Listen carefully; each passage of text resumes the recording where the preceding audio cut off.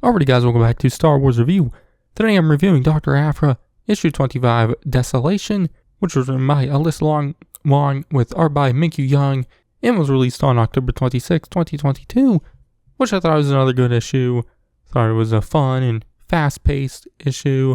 I do think it was maybe lacking a big wow moment, but other than that, I had a lot of fun reading this issue like I have been definitely the past several issues of this series. But the issue picks up right where the last one ended, with the possessed Aphra confronting Lucky and Ariel with this Sith killer sword, which Lucky tries to talk her down, but it doesn't work. But what ends up allowing them to get away is this message intended for the Archivist pops up from Kofan Ferris. But this allows Lucky and Ariel to kind of slip away. But Ferris, thinking they're speaking to the Archivist, says they have the spark and want to bring it to them, which the possessed Aphra answers and makes it like they're the Archivist, telling Ferris to bring the spark to the Vermilion at once, which we then see Ferris with the rest of the crew formed by Sana on Burukai, as I guess Ferris called the Archivist so that, they all can get aboard the Vermilion.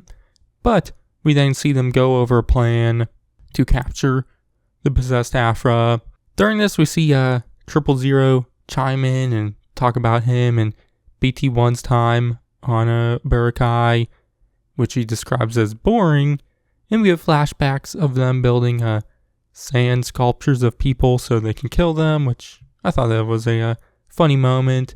But their plan is for them to board the Vermilion and for 000 and BT1 to go do their thing, which is murder, which will cause a distraction for them.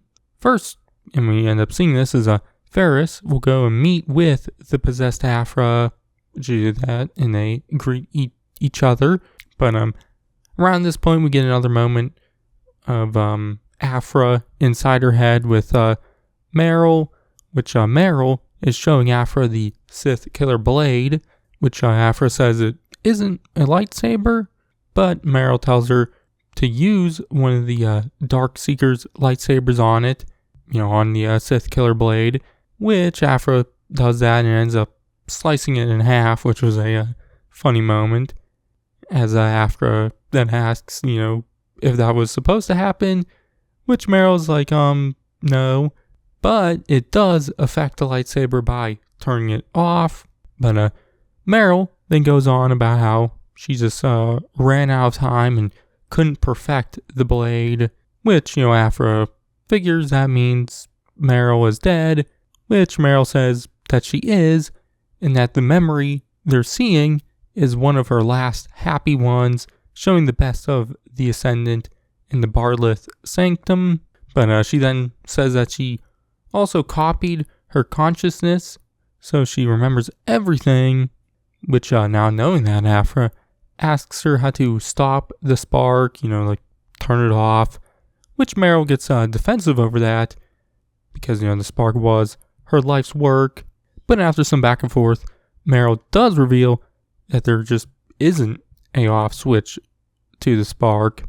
But we then see back into the real world, where the possessed Aphra or spark or whatever is speaking with Ferris, which the spark asks them where Sana is, but Ferris doesn't budge.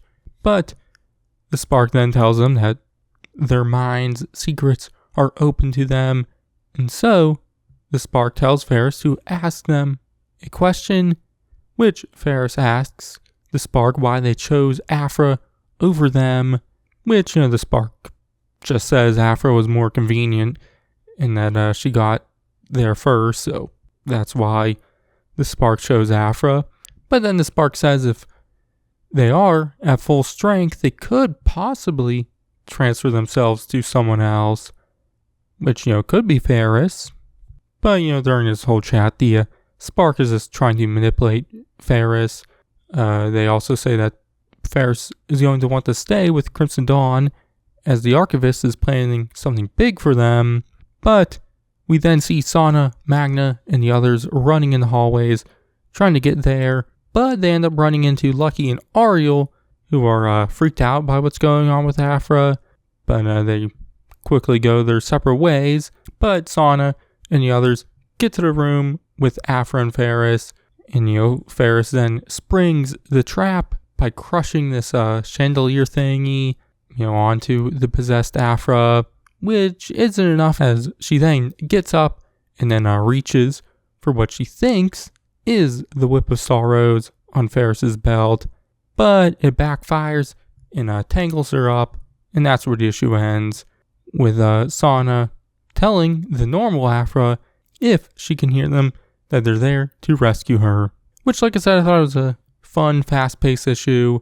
Like I said, I wish there was maybe another big wow moment, but, I felt like the past few issues have had those, so it is what it is. But I thought it moved the story along nicely, with Sana's crew getting the closest they've been to rescuing Aphra, which I'm assuming it's most likely not going to be this easy, and something's going to go wrong in the next issue. But, I've really been into this series the past several issues, and this issue just continues that. So my grade is going to be a B+. So yeah, but that's going to be it for this one. My next comic review will be Star Wars issue 29, I think.